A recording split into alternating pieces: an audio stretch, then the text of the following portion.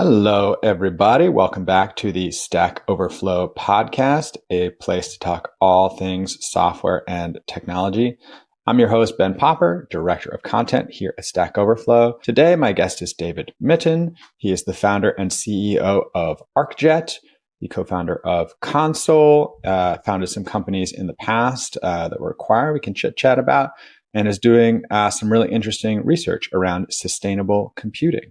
Also the host of the Console.dev Tools podcast. Be sure to check that out. And an active investor in some early stage startups with, developers as users.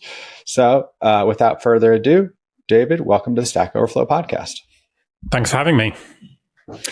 Tell us a little bit about how you got into the world of software and technology. And do you remember the first time you had to hit up Stack Overflow and what you were stuck on? I've been using Stack Overflow since the beta. I've got the beta badge. I was just looking before this call just to see how far back it went. OG user. That's great. Glad to hear it. Yeah. User ID 2100 and something, which is pretty cool to see. That's pretty good. But that was a long time ago. I got into software in school and built a few things just as side projects and then picked up a full-time job. Built a few things through university, and then that's what led into building my first company, Server Density, which was a cloud monitoring tool, building a monitoring agent in Python. I built that up and then sold it in 2018. I took a bit of a break, and then as part of that break was when I got into sustainable computing and researching the environmental impacts of data centers in the cloud and now AI. As it turns out, I may be more interested in that than anything else. So we might spend most of our time on that. But I do want to make sure we get the chance to talk about all the work you're doing in the companies. But, server density, like I've been on this podcast, I think we're on episode 700 and something. And many of the calls have been about everybody's got a lot of work going on in the cloud. Everybody's got a lot of different microservices and, observability and the, need to control costs is essential. So what was your play in there and why did you choose Python? Cloud monitoring was very new at the time. So this is 2009. So you had a few open source options and that was it. This is pre-Datadog, pre-New Relic, and this wasn't anything there. And actually that was one of my first questions on Stack Overflow is how do I set up a Python process as a daemon? How do I get it running all the time and querying the server? Right. And other languages you might choose today, like Go or Rust, didn't exist. And so I wanted to pick what was as close as possible to what I thought as a systems programming language, not PHP, not ASP. It was going to be Python. And so that was why I decided to build the monitoring agent in. Cool. I guess, back in 2009, even AWS wasn't that old or as ubiquitous and universal as it is now. Were the problems the same or were the problems different that people, you were encountering with customers? At that time, it was very much about what are the servers doing? EC2 is the equivalent of what we had back then. EC2 was around, but it was very, very early. You kind of had S3 and EC2, and that was kind of it. And most of the time, people were deploying on real servers, maybe VPSs in some cases, but probably real servers. Get out of here. Get out of here with this hardware. I know, actual metal. And so it was a question of what's the CPU usage? Right. When is the disk space going to run out? And so these are the questions. Fast forward to today, you can group that under observability as a category, which is about traces. What's your code doing or your logs? What's happening behind the scenes? Profiling as code is running. And the server monitoring bit is either non-existent because you're on a serverless platform, or maybe you just delegate it all to Kubernetes and it deals with it for you. There aren't as many orchestration. The need isn't as great. Yeah. All right. So the company was acquired. Did that put you in a position where you could then say, hey, I can decide to retire. I can decide to focus on my passion, or I, feel compelled to work on X, Y, and Z? What did the acquisition mean for you? So that prompted the question, what are the important problems that I should try and spend my time on? And I thought climate change and environmental impact of society broadly was an important topic. But I didn't know anything about it. I'd done a law degree. I'd taught myself programming, spent kind of almost 10 years in tech and software. Right. And I wanted to bootstrap my knowledge in environmental science. So I did a master's degree here in London at Imperial College in a course called Environmental Technology, which is the application of technology to environmental problems.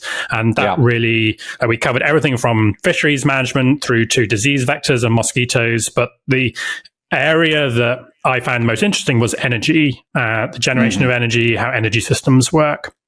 And as part of that, I thought it would be interesting to combine my knowledge and understanding of computing with the understanding of energy science, because most of the research at that time was coming from the opposite side. It was scientists coming into computing with less understanding of how the cloud works and how software is built. And I thought I could flip that and bring the software side of things and the software understanding into the environment. So published a few papers, and then now I'm doing a part-time PhD at Oxford in environmental engineering, which is focused specifically on the environmental impact of computing and data centers. Right.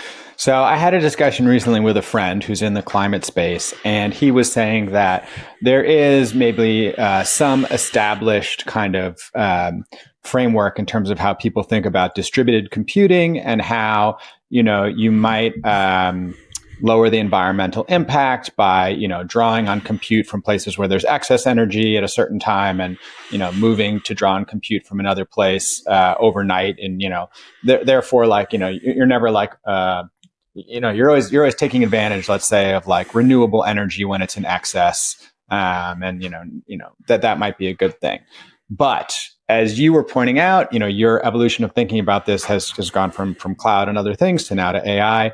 And so what he was getting to was the paradox of many, many large tech companies that have commitments to being carbon neutral or negative, by a certain year, and many which, even these days make claims about, how they mitigate their environmental impact, but which are also racing to build the world's largest and most energy hungry data centers in order to stay at the frontier of AI development. And so then the question becomes, is there some way to create a virtuous partnership between environmental work and this AI work? So I would love to hear your thoughts on that. He had a suggestion, which I'd love to run by you and get your take on, but let me just stop there and hear a little bit about your thoughts at a high level. So my goal with the research is to allow increasing usage of technology whilst reducing the environmental impact. Right. Win-win. We're looking for the win-win. Exactly. Right. So that's what people want. And I think behavior change is impossible. And so you have to have systems change so that regardless of the behavior of the individual, they can benefit from broad improvements across the system. Because I just don't think people change their behavior. And so that means we need to reduce the environmental impact of computing infrastructure so that people can use it more or continue to use it in the same way. Right. The idea of environmental impact is pretty broad, but most people, when they're talking about it, generally mean carbon emissions, which usually means energy consumption, but it's much broader than that. It's water consumption, it's materials, recycling, all those kind of things go into it. And actually, the largest impact that an individual has is when they buy a new device, a new phone or a new laptop. The majority of their environmental impact is in the manufacturing of that device, not in the usage of it. The opposite is true of servers, where the majority of the environmental impact is in the usage, just because they have a long shelf life and they're using a lot of energy. And so we need to think about this as a systems problem of, well, what is powering the data centers where the servers are located? Or what's powering the manufacturing of the facilities where your laptops and phones are produced. And so this is what the big tech companies are thinking about when they are pushing for, firstly, 100% renewable energy, and then getting towards this idea of 24/7 renewable energy, and ultimately net zero. And those are kind of different goals. Right. So here's the rub that we were discussing, and I'd love to get your take on it. So we're reaching a point already in the United States, and maybe you can tell me about the situation in Europe, where many renewable energy projects that would be profitable and have the land to be deployed in solar and wind are on hold because the grid cannot deal with the energy that they would be passing in, and our ability to store and deploy it usefully has sort of capped out. And so, this confronts us with a difficult problem, because even if the tech companies came and said, we have the money to redo this, you run into federal and state and city level bureaucracy. That means it's not just a shovel ready project, right? It's not like if somebody showed up with the money, all of a sudden, you could get it done quickly. So the suggestion was, how do we, like you said, make this a win-win?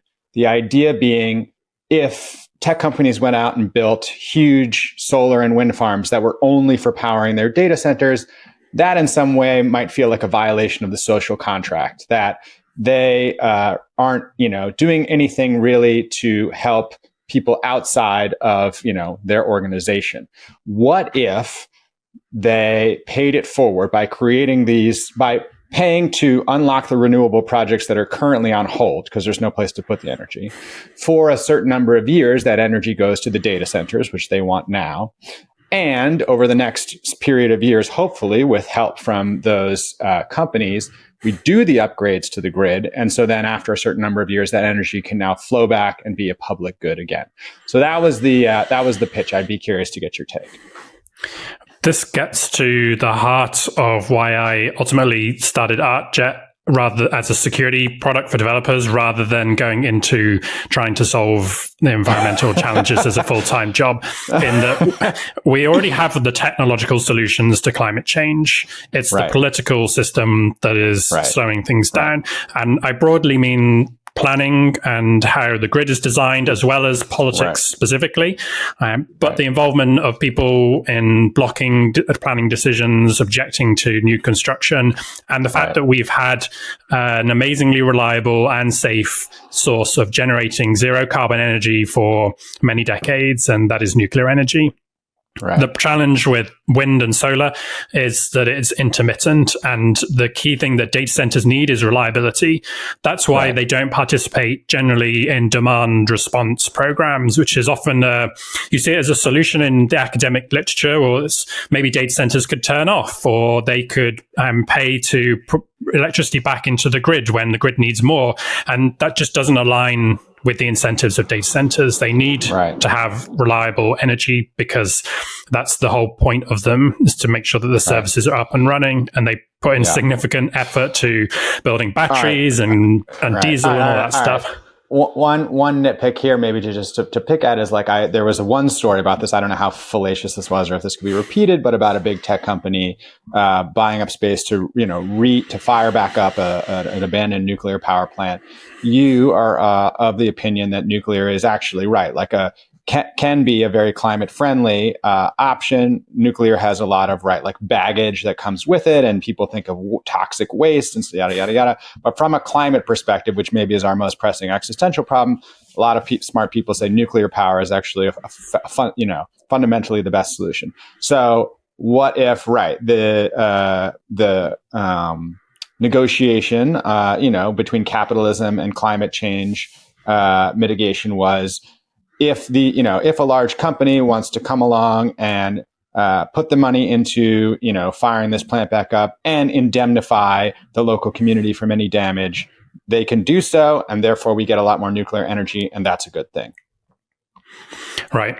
The challenge there is a question around, well, why is it being shut down? Because it may be obsolete technology. And the challenge with nuclear is just the regulations have made it so expensive to build that the timelines are way outside of commercial abilities to fund those projects. So that's why government has to come in.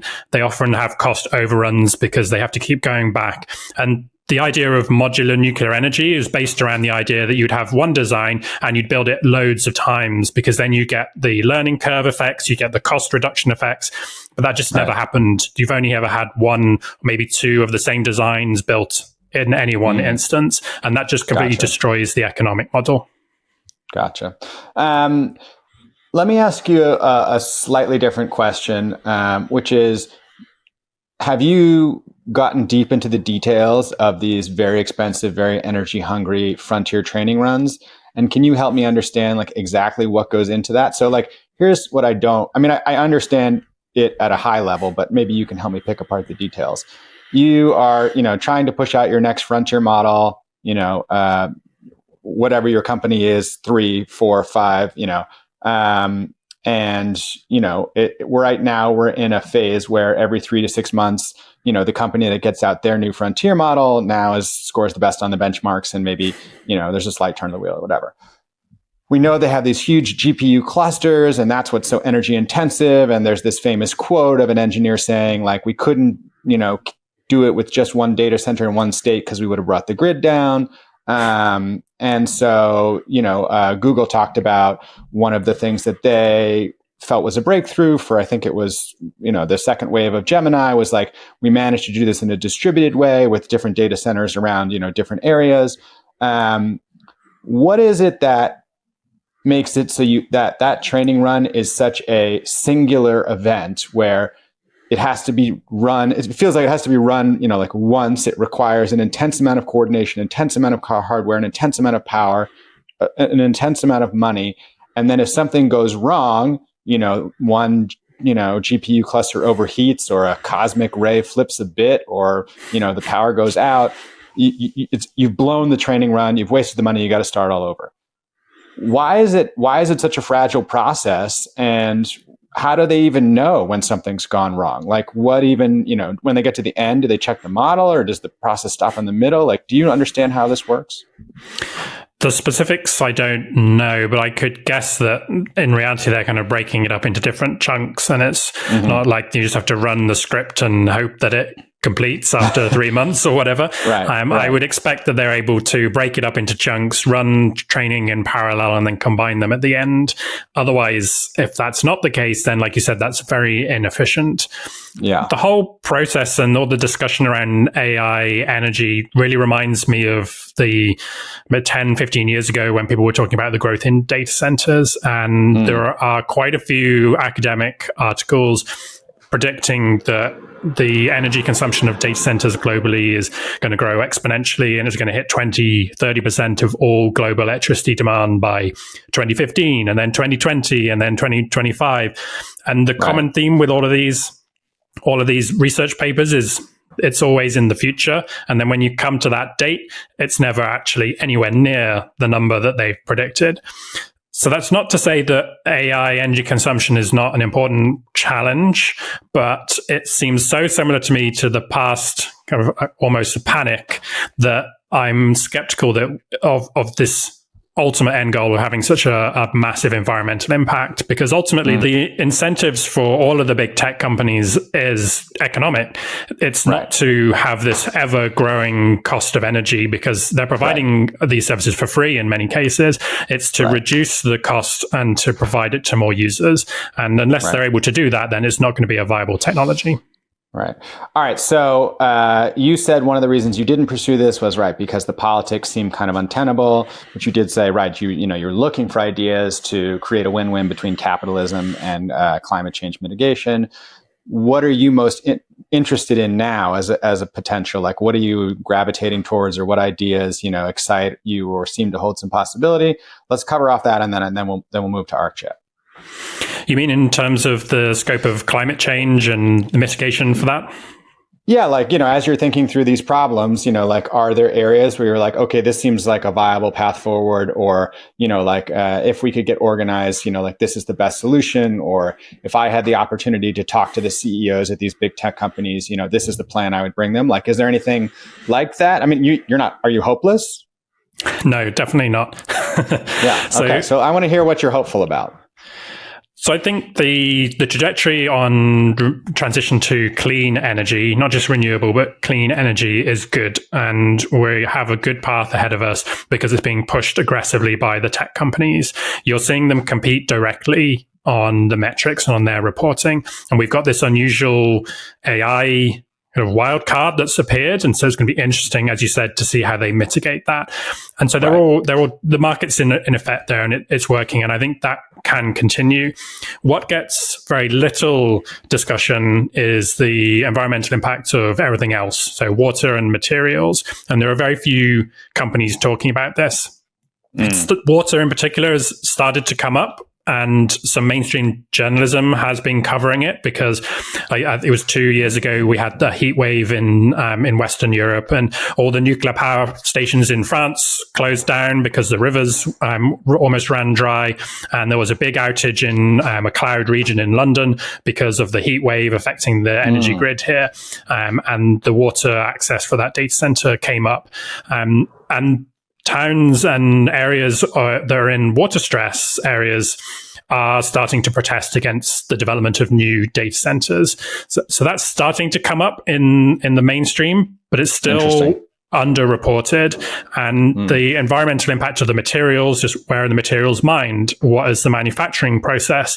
That has very little attention. And so that's where I would want to focus my time, because I think it's not that the energy question and the renewables question is solved, but I think it's on the right path and enough people are working on it. I just don't think that's the case with everything else. Okay, cool. All right. So this is something you work on. This is your 20% project. Obviously, you're passionate about it. You're pursuing a PhD. You're writing articles and stuff like that. But you wanted to found another company. I guess you have the entrepreneurial bug, and that is Arcjet. So tell me a little bit about what that is.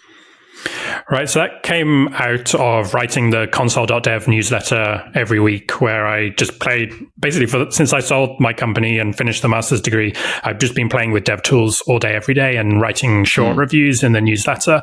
And just for fun, I was getting into security and doing hacking challenges and understanding how vulnerabilities come about, and thought that there just aren't any good security tools for developers once you go into production.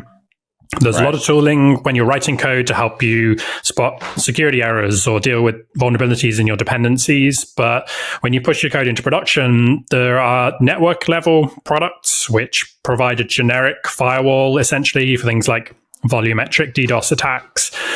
But it's not in the workflow that a developer is used to. It's not in their code. You can't inspect the decisions, and they just don't work in modern platforms with modern frameworks that you might be developing for. And so I thought there was an opportunity to take a maturing technology, WebAssembly, and build that into an SDK and help developers craft the rules in their code, contest it locally. So it's the same thing that it's executed when you deploy it to production, and just really improve this area of application security for things like bot detection and rate limiting, attack detection, email validation, those kind of problems that have a security solution, but developers are thinking about them as problems. Right. That's cool. So this is kind of the shift left mentality of like, rather than building it and then passing it to the security team, or building it and then trying to go back and figure out security, you're able to present them with solutions depending on the tech stack they're using. And they can say, all right, I'd like to add rate limiting, bot protection, email validation. And then, it just sort of suggests how they do that within the code, or generates code for them. Right, you define the rules in your code, and it runs kind of like middleware or before your main code runs, so that we can take a decision with the full context of the request. For example, if you have a free user, you could give them a different quota or apply different rules compared to your biggest enterprise user. And then when we return a decision, you can build that logic into your code. So rather than showing a generic block message, you can return the correct JSON response for the schema of your API, or you could flag a user for review or ask them to reauth. And just it's about building it into the code so that the developer can build it as just another part of their application, and it's not a separate team.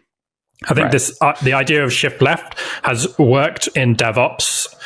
And we've then created the discipline of SRE, site reliability engineering, to provide specialist tooling and support to the teams as systems scale. And that's worked really well, but it hasn't worked in security.